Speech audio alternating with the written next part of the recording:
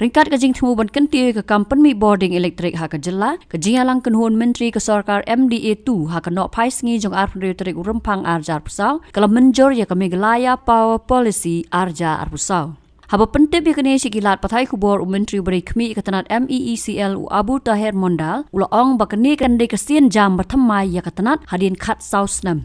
Honorable Chief Minister has already declared on the floor of the House that will come up with new power policy. Today we have discussed about the new power policy in a very thorough manner, and cabinet has agreed the new power policy. This component is same.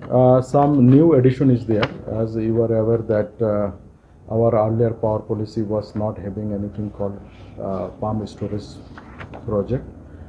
We have a little bit changed the criteria for solar energy as per the requirement of renewable power purchase obligation, and then we are also encouraging the investor to come to the state so that new power projects come. These are the basic things that we have added. As of now, no power project is not functioning well. All are functioning well. All the power sectors we have included into our new power policy. So when this thermal power projects? That is a different thing, because it can come directly from the state government, from the central public sector units, from independent power producers. Power policy is basically a guidelines that how we will start the power policy. Only one element was added. What is the need of a new policy? It should have been. Actually, there was one allotment quite a long time back to NIPCO, 500 megawatt. But you must be aware that now NIPCO is a subsidiary company of NTPC, and they have decided that NIPCO will be now only dealing with green energy. So NIPCO itself has written us that they want to scrap this power policy. So accordingly, we have scrapped. So why new power policy? Why not amend the old power policy? No, change. New old power policy came in 2010, and this year it is 2024. 14 years have elapsed, and by the meantime there is big changes in the power scenario. So we needed new power policy. But the NIPCO thing has been pending for long. It's not a new thing. 300 megawatts. You mean to thermal? Yeah. Yeah, that was there, but they have written that they don't want to go ahead with the power that power project. So what is the power policy to do with the NIPCO? Which power policy? We have nothing to do with power policy. Have nothing to do with NIPCO. But they requested for new policy. They have requested. I don't know. We have given the scope for having palm storage project. Our earlier power policy was not having, because this is a new thing into the power industry. So how do we go about if we want to have our own palm storage project? So that's why we have brought it into the new power policy. No, this is a policy matters. After that only the state utility will think that whether they can go ahead or not, or maybe central PSUs, they will think, or private party may come. As per this, then only we will see that whether it is feasible to give them or not. That is that. We have entered into an agreement to see whether the feasibility is there. If feasibility is not there, then no point of having that provision into the power policy. Now we found that there are some basins where we can have the palm storage project. That's why we are bringing it into the power policy. We have gone for this power policy for all, for hydel power also, for thermal power also, for palm storage project also, for solar, for thermal. Even we are thinking other green initiative like hydrogen, all these things when it will come, we will take that into consideration also. It is not that we have just brought this power policy to facilitate palm storage projects. But no. hydel and thermal have always been It is there, but we will be giving some incentives also. We are working on it. If incentives are can be given to get this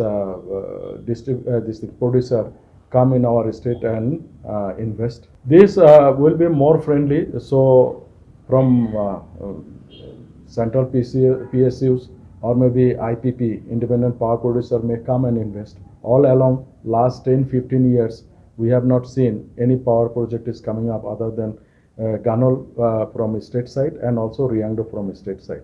Say Umiam Hydel Power Project, stage 1, that is having 36 megawatt, stage 2 20 megawatt, stage 3 60 megawatt, stage 4 40 megawatts, then New Omtru is having 40 megawatts, then Leshka is having 126 megawatt, 22.5 megawatt is there in Ganol. We are having two small hydel power project, one is Sonapani 1.5 megawatt and one is Lakro 1.5 megawatt. In next 8 to 10 years or so, because these some of the projects are long gestation period projects, especially the hydro part, it requires a lot of environmental clearances and all those things. We for ourselves have set up some targets, like for example, in terms of hydro, the additional capacity, we have kept a target of around 300 megawatt. Part of it we are targeting through the second phase of Mynjur to Leshka. Obviously, TPRs are almost towards the finalization, and with this policy, we now aim to find out a prospective partner. If the state government is not taking it on its own, this policy gives the flexibility to the state government to get partners or the joint ventures either with the central PSU or any other private player who gives the best deal as per the norms of this policy. So around 300 megawatt is what we are targeting in next 8 to 10 years under the hydropower. Under the pump storage, the feasibility studies have already started. We are waiting for this policy to be through so that we can start allocating the basins and the locations as far as the development of the pump storage is concerned. Again, the target we have kept slightly conservative of 2000 megawatt, but I am sure that with the kind of feasibilities which are coming up now by the central PSUs, these figures might go up, but we are keeping a conservative target of around 2000 megawatt of pump storage projects at various locations. Thermal, as all of you are aware that the new pattern of the mining and all is through after the clearances from the government of India. So maybe we are looking after either one or two projects of roughly around the capacity of 250 megawatts at the 250 at the pit head, depending on but the major issue here as of now today, as on today, would be the allocation of the coal, so that the developers are aware that, and they are very sure that the coal is available at the negotiated prices for the next 25-30 years, which is normally the life cycle of the project, which we take into account.